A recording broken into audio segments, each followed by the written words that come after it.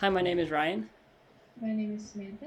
My name is Nicholas, and all three of us are juniors at Lockdown High School.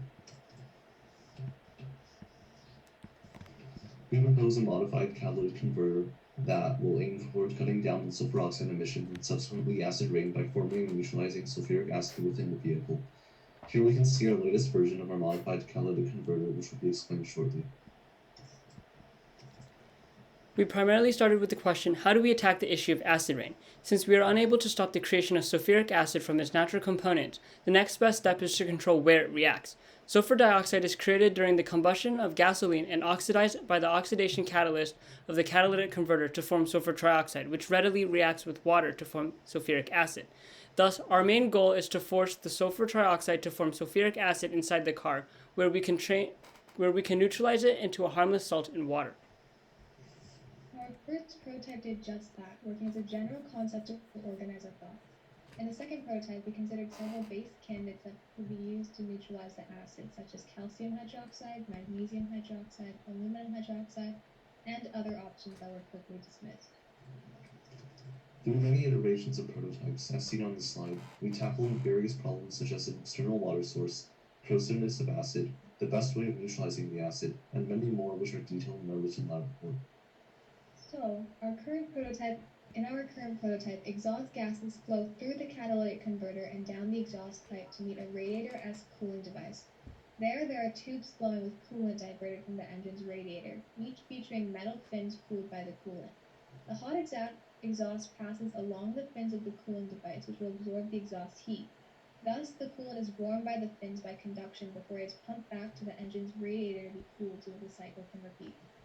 Once the gas is sufficiently cooled, excess water produced during combustion is used to form sulfuric acid within the reaction chamber, and the denser sulfuric acid then drops down into the neutralization cartridge, where it is neutralized by barium hydroxide. The excess water from the neutralization is then evaporated and returned to the reaction chamber to be released as exhaust. Using a Java simulation, we were able to see how effective our model would be if it were functional and worked at different levels of efficiency. Our null hypothesis is that our model will be statistically insignificant in the reduction of sulfur trioxide emissions. On the x-axis, we have the miles driven annually, and on the right side, we have the amount of sulfur trioxide emitted annually. As you can see, each color represents a different level of efficiency. The purple line represents an unmodified catalytic converter, and the red line is 95% efficient. Factors that can affect the efficiency of our models are rate of oxidation, reaction rate laws, rate of flow, efficiency of our cooling system, size of the car, and its price.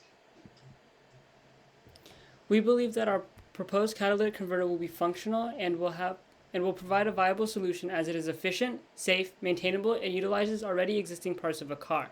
However, more testing is needed as the simulation is virtual and runs on the assumption of 100% yield, and our model has yet to be physically tested. Our next step would be to take a more in-depth approach at the rate laws and kinetics involved in the creation and neutralization of sulfuric acid to find more precise stoichiometric values.